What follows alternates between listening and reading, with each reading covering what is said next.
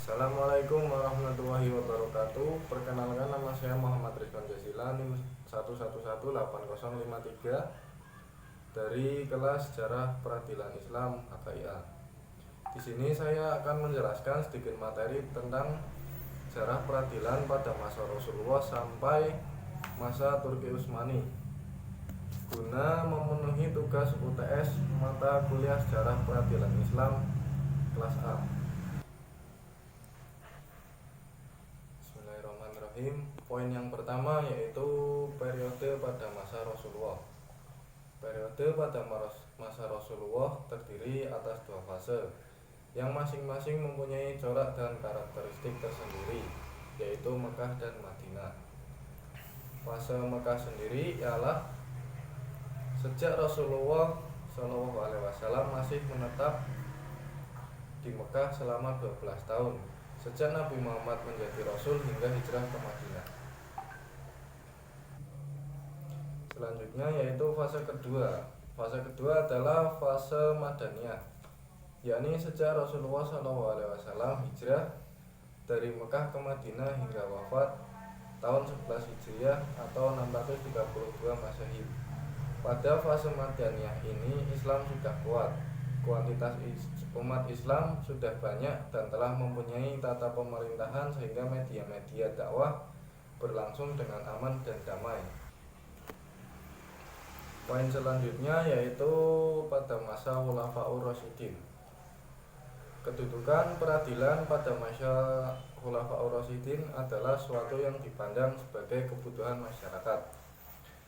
Hal ini didasarkan bahwa manusia hidup bermasyarakat dan kehidupan masyarakat akan terganggu bila tidak ada lembaga peradilan. Oleh karena itu terdapat kesepakatan di kalangan umat Islam atau ijtima bahwa mendirikan lembaga peradilan itu telah merupakan tradisi yang harus diikuti. Peradilan pada masa khalifah yang satu dengan khalifah yang berikutnya selalu mengalami perkembangan. Yang menjadi dasar atau pedoman dalam menyelesaikan perkara pada masa Khulafaur Rasyidin adalah pertama-tama para khalifah apabila menyelesaikan perkara, mereka mencari ketentuan hukumnya di dalam kitab suci Al-Quran.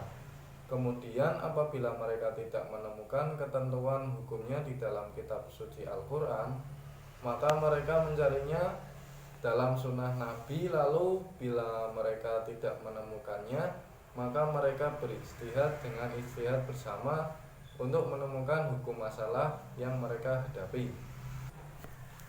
Selanjutnya yaitu sistem pemerintahan pada zaman Bani Umayyah. Pemerintahan dinasti Umayyah yang didirikan oleh Muawiyah tidaknya peralihan kekuasaan, namun membawa perubahan prinsip dasar dan ajaran permusyawaratan Islam. Cara pemilihan pemerintahan dilaksanakan dengan sistem monarki, bukan dengan cara bermusyawarah maupun intihabiyah, namun dengan turun-temurun. Pemindahan ibu kota dari Kufah ke Damaskus pada masa kepemimpinan Khulafaur Rasyidin didampingi oleh Dewan Penasehat dan Rakyat dapat mengungkapkan suaranya. Namun dinasti Umayyah, Dewan Penasehat tidak begitu berfungsi. Selanjutnya yaitu pada Bani Abbasiyah. Dinasti ini berasal dari nama keluarga Bani Hashim, yakni seleluhur dengan Nabi Muhammad SAW, yang diambil dari nama paman beliau, yakni Al-Abbas. Masa pemerintahan ini merupakan golden age dalam perjalanan peradaban Islam, terutama pada masa Khalifah Al-Ma'mun, dikarenakan sistem pemerintahan dan politik yang lebih tertata dan bagus. Adapun kebijakan-kebijakan politiknya antara lain yaitu memindahkan ibu kota dari Damaskus ke Baghdad, memusnahkan keturunan Bani Umayyah, dan merangkul orang-orang Persia dalam rangka politik memperkuat diri. Abbasiyah memberi peluang dan kesempatan yang besar kepada kaum Mawali. Yang selanjutnya yaitu pada masa Turki Utsmani. Kerajaan Turki Utsmani merupakan kerajaan yang menganut sistem pemerintahan monarki atau turun-temurun. Raja-raja dinasti Utsmani bergelar sultan dan khalifah. Dalam memperoleh kekuasaan, tidak selalu diwariskan kepada anak tertua, tetapi juga kepada anak yang lain yang lebih berhak.